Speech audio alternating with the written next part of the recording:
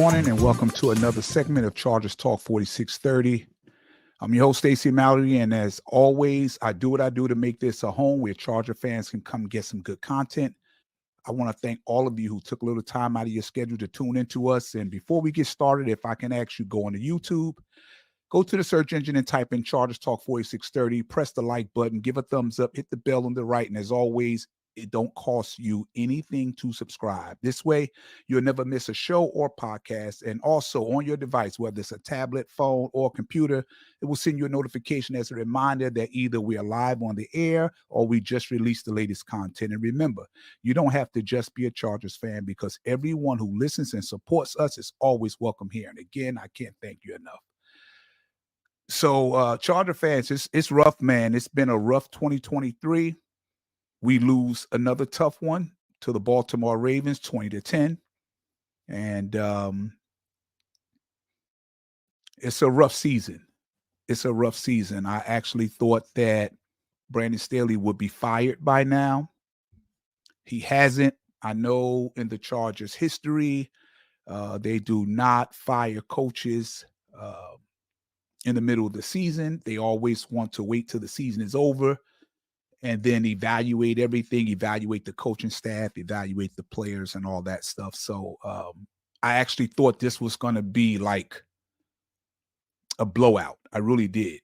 You know, the way the defense had been playing all season, in the last couple of seasons under Brandon Staley, I was looking for this to be the way people have been gashing us through our defense. I was thinking this was going to be really, really ugly. The Baltimore Ravens have been putting up over 30 points the last 4 games. And their running game is the best in the National Football League. And that's not what we do well. We don't stop the run. We don't stop the pass. We don't tackle well. So this had all the makings. This had all the makings for a blowout. Surprising to me, the defense played a lot better. The defense probably have played their most complete game that I've seen probably since last year's game when they played Miami and they beat Miami last year. Like they was able to stop the run. They were stopping the pass. They were making big plays. But with this game here, you still had your issues. They benched Mike Davis for Deion Leonard. And Leonard, they were picking on him for a while. He was constantly getting caught trying to cover Odell Beckham on the slant. He was getting killed. They had no way at all how to defend a slant. But overall, the Chargers have always played tight games, as we know. They have always went down to the wire with just about every game, 4 points or less. And when it mattered the most, that's when they fall apart. That's when things start unraveling. When it's crunch time, when the game is on the line, you have no more time left, much at all on the clock. This is probably your last possession. They'll have moments throughout the game where the offensive line plays great. They do a good job of keeping Justin Herbert upright. But on that final drive, it seemed like teams just know through studying film that they're going to fold under pressure with the game on the line. We seem to not have the right protections on the line. We're not identifying where the blitz is coming from. We don't block well. And there's been, as we know, games where Justin hasn't been sacked at all until the final drive. And then they start dialing up blitzes and we can't seem to pick them up. And that's an indictment on Brandon Staley and his coaching staff. Austin Ekeler had another bad game, another fumble 2 weeks in a row. Not looking good. I mean, the only ones we really can count on the offensive side is Keenan Allen and Austin Ekeler. And those two have had major blunders the last 2 games. I mean, to give Brandon Staley somewhat a little bit of credit, the last game we had against the Packers, Keenan dropped a touchdown pass in the end zone. He dropped another pass where on the 2-yard line, which would have given us a fresh 4 downs and possibly got another touchdown in. So that's 14 points. And Austin Ekeler trying to get in the end zone at the 2-yard line and fumbled the ball. At worst, it's 9 points with 3 field goals. At best, it's 21 points because it's 3 touchdowns. And we left that on the board. So although the defense didn't play its best, and we're used to that, we got some uncharacteristic fumbles by Keenan. And then that happened again against the Baltimore Ravens. Now, look, I never had to say that the defense actually was getting off the field on third downs. We haven't seen that all season. They were getting off the field on third downs. They had 2 stops on fourth down. Those fumbles, man, by Ekeler and Keenan really hurt. And that one of the fumble from Keenan was coming off of a fourth down stop where they stoned the Ravens right there, and we couldn't capitalize on it. And we end up having 4 turnovers in the game. And you can't, I mean, even with the game still being a game, anybody's game going down the stretch where you still had a shot to win. The defense really showed up to play on this night. They played as just as good as they can against the Baltimore Ravens. But Flowers ended it all with that run, and some big moments when it mattered, the Chargers actually made some stops on defense, which was an improvement. But however, Brandon Staley doesn't escape criticism because, again, here's a game that was close coming down the stretch. And, to start the game on the defensive side, we got possession first. And then as soon as we got out on the field in defense before Baltimore can hike the ball, we took a timeout. There was time Brandon had 12 men on the field. It's just, things just still don't look right. This team is not on the same page. There's still times the defense just look lost, like they've never played defense in their whole career. They still don't communicate well.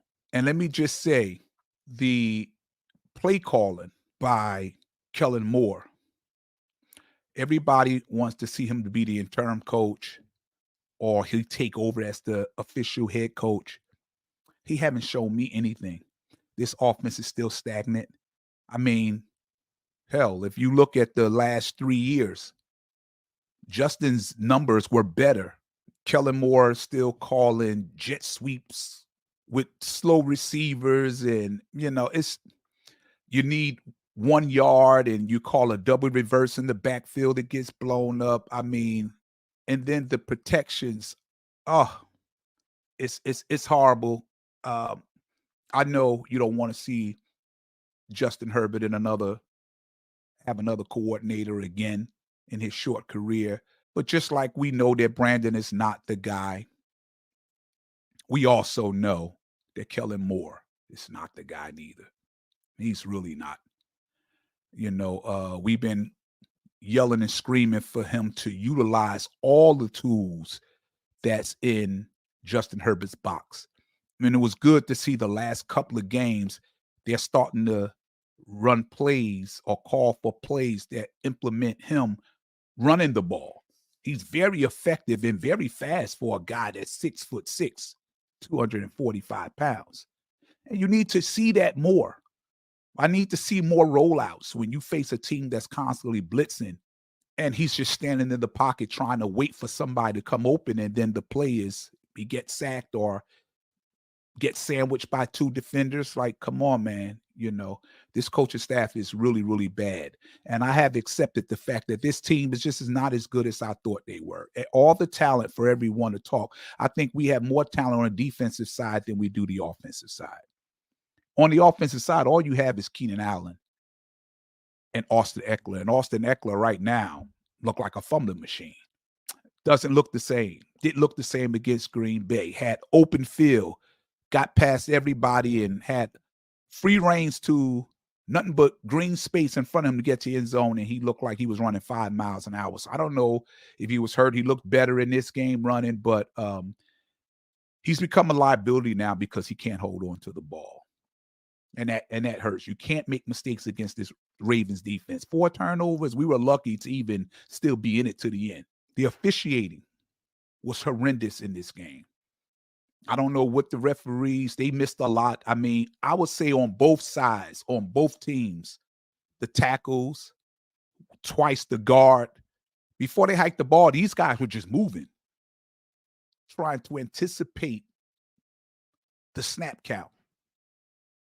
And both sides I saw. On offense, I was like, wow, we got away with one there. A couple of other ones, we got away with one. Then I seen the Ravens doing it. I'm like, wow, where's the flag? Where's the flag? So it was on both sides, but two that got me was the hit on Justin Herbert as he went out of bounds. You don't call that? How do you not call that? How do you not call that? I mean, that was horrible. And then the kickoff, the punt return with Darius Davis. The rule says he has a right to be able to catch the ball without being interfered with. He was clearly interfered with. You even heard the announcers yelling and screaming. He was clearly interfered with and no call. So it was like an uphill battle because it's as great as a team as the Ravens are. Now we have to overcome non-calls that are so obvious by the referees. So I'm going to say something before I close to my friends, to my fellow Charger fans that I interact with on X. A lot of them on X, I've always been an advocate for people being able to speak your mind and say how you feel because you have a right how you feel. You have to have some type of logic or common sense behind it as well. You understand? You have to have some kind of logic or common sense to it as well. I mean, you have the right to walk into oncoming traffic, but I don't advise you do it. Just because you can, it don't mean it's smart to do it, right? So everybody on this team, there's enough blame as to why everything fell apart with everybody. And I'm going to ask my fellow Charger friends on X, just hear me out before you say, all right, I had enough and shut it off. Hear me out what I'm going to say. We criticize Derwin James for not being that playmaker that he's been since he's been in the league. A lot of that we contribute to Brandon Staley's scheme. Okay, we get that. The only bright spot on the defensive side consistently since not only this year, but last year as well, never missed any games and bringing every night is Khalil Mack. Khalil Mack is a whole different kind of beast. He's kind of like you didn't think he had another gear at this point in his career, but he still can kick it into a higher gear. Has 13 sacks. He could end up with about 18 sacks by the time the season's over, which is a fantastic year for him at age 31. It seemed like a lot of the players have took a step back and regressed under Brandon Staley's defense. If anyone says anything or pick out a mistake about Justin Herbert, everyone lose their mind and go crazy. Everybody know, look, I love Justin Herbert. I'm glad he's our guy. I'm glad he's on my team. I'm glad he's an LA Charger. I believe he's top 5, one of the best quarterbacks in the league. But hear me out, and I want you to understand something. Everybody knows he have all the intangibles. He have the skill set. He got one of the strongest arms in the league. He can throw it across the body. I mean, he can wow you and make throws that you've never seen before. Everybody understands that. He can run. He's 6'6", 245. He's a tough guy, take hits. Look down the barrel when the hit is coming, and he'll stand there and be willing to take it to get the pass off. He got all the intangibles and all the tools in his box that's necessary to be a great quarterback in this league. The only thing that he's missing is what's between his two ears, understanding the game altogether. A lot of great players used to say all the time when they saw players such as Justin Herbert, they would all say, you would hear them say, man, in a few years, when he finally get it, and he understands how teams are trying to attack him, he's going to go to a whole different level. And I know a lot of people hate when people come at Justin Herbert, not on a personal level, but just talking. It's fair game to talk about his game. If it's fair to talk about the defense, about Brandon Staley coaching ability, about Kellen Moore's horrible play calling, Austin Eckler fumbling the ball, Keenan fumbling. If it's fair to talk about those, it's fair to also point out that Justin Herbert needs to improve as well. Now, what do you mean by that? Some people say when the blitz is coming, especially on that last play, how smart Phillip Rivers was. You hear Keenan Allen always say Phillip Rivers was the best player. You hear him saying he was the best player he's ever played with in terms of his knowledge of the game. Like he just knew everything. He knew every defensive scheme. He knew everywhere people was like, he knew what was going on.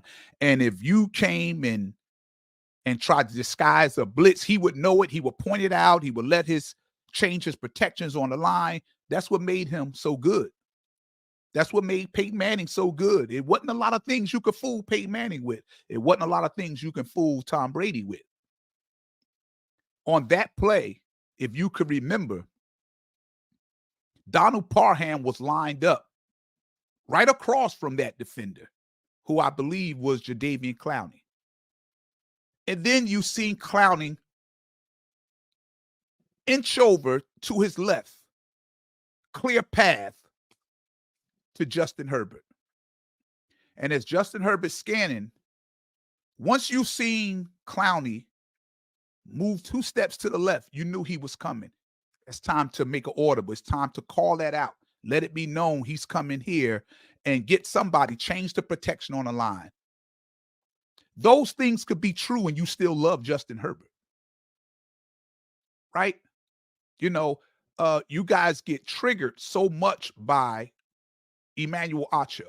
He remind me of Skip Bayless. Skip Bayless attached LeBron James' entire career around him and just attack for clicks, for likes, for a lot of attention. And he's always done that. Emmanuel Acho was doing the same thing. I saw after the Green Bay game, Emmanuel Acho put out a tweet that said, I know the Chargers players hate Justin Herbert for not being able to get it done. And he sit back, he sit back and he watched all the Chargers fans on Twitter just explode. And he loved that. Don't give him that attention. Don't give him that. He's looking for that. I don't watch the show anymore when I seen and know what he does. I don't watch the show no more. That's my choice. I look for different content. And when I see that this one is not going to be fair and the games that's being played with the narrative with Justin Herbert, with Acho, I can't watch it. But anybody else that want to criticize certain things within his game that he needs to improve on, that's fair. That's fair, as long as they being fair. Like Acho just will say anything just to get you guys riled up. Don't feed. Don't feed. I don't feed and I don't watch it. Once I know his game, there's no need for me to speak anymore because whether it's Joy Taylor or LaShawn McCoy or Emmanuel Acho, my personal opinion, I think they're the worst analysts on TV. That's my opinion. Some of you guys may love them. I don't at all. Now, I want you to think about this. Why I say this. There's a narrative around Justin Herbert right now. Not only, we can't just say it was created by the media because it's connected to his play on the field. The narrative is that he's getting paid maybe the third highest player in the league. He's looked at as he's the face of the Chargers and one of the faces of football in the NFL. And when you're getting paid that kind of money, They're getting paid because they believe you one of those dudes. And you're not going to win them all. Every time the ball is in your hands on the final drive, you're not going to win them all, but you have to win most of them. You can't keep losing all of them. You can't be 0-6, which is what it is on games where it came down to the final drive and the team lost, or the ball was in your hands and something happened, whether it was a strip sack or whether it was an interception or it's a 1, 2, 3 and out, and you can't do it. You can't do it. And again, I want y'all to stay with me. Understand that you can have constructive criticism about that part of his game and still love him as a Los Angeles Chargers quarterback. So just remember that. Nobody is saying, oh, we don't want him here. We throwing him under the bus. No one is saying that. But everybody on that team has to get better. Everybody needs to get better, including Justin Herbert. That's a fact. That's a fact. Let's not run away from that. We want him to get better. We believe that he could get us there if you had the owners to stop being the way they are and get a real coach that have won championships, that played on the big stage, have coached on the big stage, and know what it takes to win. Look at Denver now. Everybody thought it was Russ. Look at Denver. Look at the job that Sean Payton is doing. Look at the job that DeMeco Ryan is doing with the Houston Texans. Coaching matters, man. Coaching is everything. And we have bad coaching right now. And that's showing on the field. It's bad coaching. And it seems like every single game where it's going down the stretch and we got our best player with the ball in his hands, we feeling good.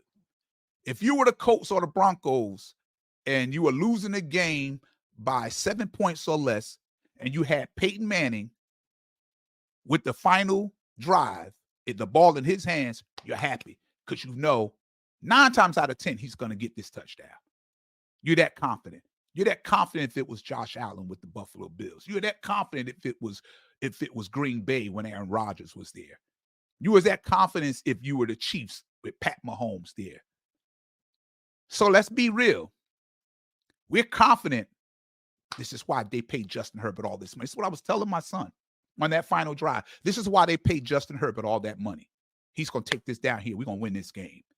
And for whatever the reason, it didn't happen. And that's why you have the narrative is happening over and over and over and over. So this is why you have the narrative going on about Justin Herbert. Now, let me tell you something. The old heads out there know, but maybe the young ones don't. But let me educate you on something. There was also a narrative on Peyton Manning for 8 years in this league. As great as Peyton Manning was as a quarterback, as productive of a quarterback he was, there was a narrative that was always talked about. You know why that narrative was on Peyton Manning? Because they were good enough to get to the playoffs, but every time they got to the playoffs, he would always lose to Tom Brady. A couple of times he lost to 3 times he lost to Phillip Rivers in the playoffs. The Chargers, always beat Peyton Manning when the Colts could not beat the Chargers and did not beat the Chargers, especially in the playoffs, until he became quarterback of the Denver Broncos. That was when he won against us in the playoffs. But there was a narrative around him until he won in 2006, I believe. He won the Super Bowl when they beat the Chicago Bears. Until that happened, there was a narrative around Peyton Manning that he can't get it done when it matters the most. But know when it changed? When Peyton Manning won a Super Bowl. That's when it changed.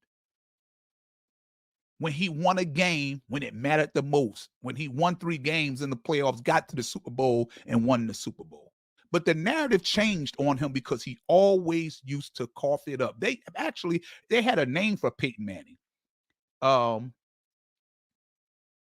Mr. Choker. Look it up. That's what they used to call Peyton Manning, the choker. the playoff choker. And that stuck with him. He didn't like it. The fans didn't like it. But you know, the only thing that would change it is not us getting mad. The only thing that changed, you got to win in those games that matter. You have to win. Phillip Rivers had the same narrative. As great as a quarterback that Phillip Rivers was, he had the same exact narrative. He can't win the big one. He got all the stats. Let me tell you another quarterback. Jim Kelly. Old heads know. The young ones probably don't. Maybe they do, maybe they don't. But if you don't, then you're going to learn something today. You had a lot of quarterbacks out there. Jim Kelly for the Buffalo Bills. Jim Kelly is the only quarterback with the same team, the Buffalo Bills. It went to 4 straight Super Bowls. Unfortunately, he lost all of them. But man, you know how hard it is to get to a Super Bowl. Some organizations, they've never been to a Super Bowl. We've been to one in 94, got blown out by the 49ers. But Jim Kelly went to 4 straight. They lost 2 to the Cowboys. They lost 1 to the Washington Redskins at the time. And they lost to the New York Giants. He had a narrative, great quarterback, stat man, but couldn't win the big one. I'll give you a couple of more. Dan Marino went down as arguably one of the best quarterbacks ever. Stat-wise, Dan Marino did it. He did it. But there was a narrative around Dan Marino. They could never win when it mattered the most. There was a couple other great quarterbacks who never went to a Super Bowl besides Dan Marino, Fran Tarkenton, Warren Moon, Dan Fouts, Randall Cunningham, Phillip Rivers, and Michael Vick. These were great quarterbacks that you could put their numbers up against anybody's. But that narrative was they can't win when it matters the most. So Justin Herbert is just going through that same thing right now. No one is saying Justin Herbert is not the guy. No one is saying, oh, you know, I don't want him on my team. He needs to be traded. Nobody is saying those things I just pointed out facts to you that until Justin Herbert started winning some games, until the Chargers start going like 13-4, 12-5, hell, 11-6, and then get to the playoffs and actually win. Get deep into the playoffs, and then eventually, probably, hopefully, or I'll say get into a Super Bowl. That's when the narrative will change. Every great quarterback goes through it. Every one. I just gave them to you, from the Warren Moons, the Fran Tarkentons, the Jim Kellys, the Dan Marinos, the Phillip Rivers, the Michael Vicks, the Randall Cunninghams. Peyton Manning went through it for 8 years until he finally won a Super Bowl. All of those guys, Justin Herbert is not being treated any different in terms of his game getting criticized than any of those other quarterbacks. The only way you change the narrative and to stop people from saying the things that they are saying, he's not clutch, he's not good when it matters. You know, you hear Shannon Sharp, you hear all those guys say it. But you know what? Let's put our feelings to the side. That's the honest truth. We went crazy. We wanted him to get the bag because we know what he can be. We know what he is. But he still needs some fine-tuning in some other areas. And once he get it up here, you know, where that blitz is coming, and he know, because every team know in the fourth quarter with the game on the line, they know the defense's job is to stop Justin Herbert. He has to know that. The offense has to know that. The coaching staff has to know that, and those players have to know that, and you have to give him the protection that he needs. And if he's looking there, he's right there, and you see he's right on Parham, and then before you hike the ball, he takes 2 steps toward you know he's coming. Change it. Call it out. When listen, that don't mean that I don't love Justin Herbert. It just means those the areas that he has to get a little better at. We can't criticize everybody else's game and then look at Justin Herbert and say he the Messiah and we can't criticize his. Those things could be true at the same time. He needs to be better and make better decisions, just like everybody else on that team. And we could still love him and ride with him and would rather have nobody else as our quarterback but Justin Herbert. Okay, so I just want you to understand that part. It was difficult to get up here and do this because I underestimated. I listened to what everybody else always had to say, and I come to the terms that we're not as talented. And one of the guys I was talking to, I was telling him the Chargers have a lot of toys and don't know what to do with it. And he told me, no, they don't have a lot of toys. And I pushed back and said, yes, they do. Yes, they do. Yes, they do. But, when I sit back and I watch and you observe and you go through this whole roster, you start realizing, he was right. We don't have a lot of toys. We don't. We have a lot of playmakers on defense, but they are all individual great players, but don't play well as a team. And I don't believe that Bosa, who's been all-pro, Duran, who's been all-pro, Khalil, we have nothing to say about Khalil. Khalil ain't a part of this. Khalil is doing what he's supposed to do. And Bosa not in there, he dealing with double teams, and Khalil is still getting to the quarterback and making an impact. So I have nothing to say about Khalil Mack at all. But all these other guys have been playing at an all-pro level, and all of a sudden they can't play anymore. It's Brandon Staley's scheme. And until he go, it's going to be more the same. It's going to be more the same. So Dwayne Leonard, he tackled better than Michael Davis, but he can't cover in a slant, and they picked on him a little bit. But I would say overall, he was a little better, but we don't have the depth that I thought we had, and we don't have the playmakers on offense that I thought we had. Like Joshua Palmer is good. Mike Williams have the potential to be a great receiver, but he can't stay healthy. So Keenan been the only main piece on the offense that had been consistently good year in, year out. One of the best in the league, especially at route running. So I wasn't going to do this. I was so frustrated. I said I wasn't going to do this anymore. My last podcast, I was upset. I said I wasn't going to do any more podcasts, Charger podcasts, until Staley was fired. And I wasn't. And I had some people hit me up and say why. And not the frustration. Look, that's the human side comes out sometime. And the frustration got to me, and I decided I didn't want to do it, but I had some people that reminded me of why I started doing it in the first place. And I usually something that I start, I finish. I don't start and then not finish. And I had to be encouraged and be reminded about that. And some people told me that, I actually learned from your podcast. It's always something that I learned from your podcast. So that made me feel good. So I decided to come back and continue to do it as long as people want the content. And it's tough, but listen, I'm not going nowhere. I'm going to hang in there. I don't have no choice. I mean, I do have a choice, but I decided my choice is I'm going to always be. January going to be 45 years riding with the Chargers. So nothing is going to change. You young ones that are hurt, that haven't been through a whole lot of the pain that we've been through, listen, stay with me. I'm going to hang in there with you guys, and we're going to go through this thing together. And maybe the Chargers might end up getting to a Super Bowl. Who knows? I would love to. Before I leave this earth, I would love for them to get to a Super Bowl, let alone win one. So I'm going to end this segment. I want to say thank you to everybody who subscribed recently. I want to say thank you to you guys who are loyal and come through, and for you guys that reached out to me and encouraged me to keep going. Everybody need help sometime.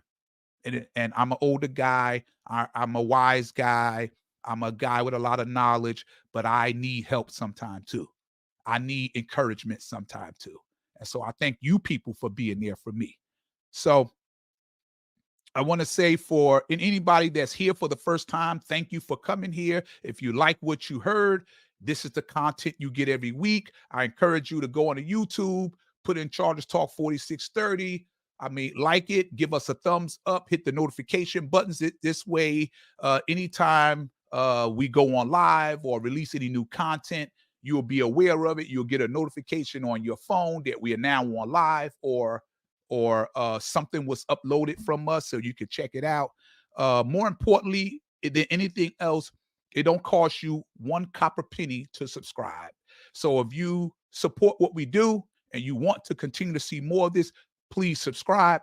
Please share this page with someone and let someone know that you will get real talk right here. Nothing but facts right here about the Chargers. And I thank you guys enough. Listen, I appreciate you. Sending prayers to you. Hang in there. And we'll have to see what happens with New England. You never know. But once the Chargers lose another tough one to the Ravens 20-10. But we're going to hang in there with Justin Herbert.